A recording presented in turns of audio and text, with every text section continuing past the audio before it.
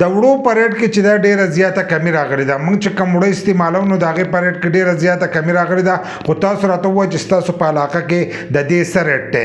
دلته خو ډیره زیاته کمی راغلې ده، خو که تاسو وګورئ د وړو نه چې کوم شیزونه جوړیږي، یوازې ډوډۍ نه، دا نور کوم شیزونه ته جوړیږي، نو د هغې په ریټ کې د سره کمی نه راځي.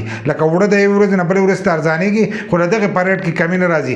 کله چې په 3300 روپۍ باندې 20 کیلو تروړه، نو په هغه وخت کې چې کم ریټونه هغه ریټونه چې د هغه اوس هم چلیږي، او لا نور چې دی هم سیوا کوي. که تاسو وګورئ کم چې د کمپنیانو نه پیک بسکټ راځي، نو هغه بسکټ چې دی هغه په خپل ریټ باندې ملاویږي، د هغې په ریټ کې چې دا کمی نه ده راغلې، ځکه حکومت د هغو خلاف چې دی ایکشن نه اخلي.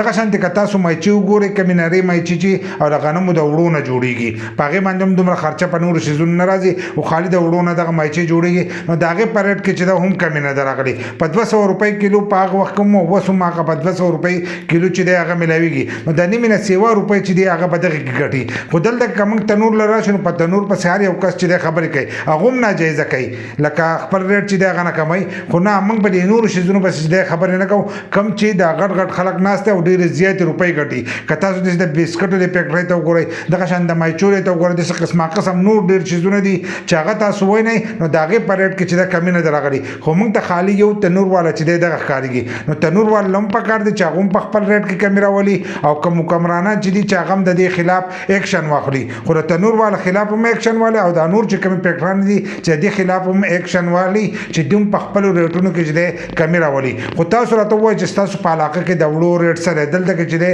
1650 روپۍ چې دي دا د 20 کیلو تروړې چې دي چلیږي، ستاسو په علاقه کې د دې ریټ څه دی؟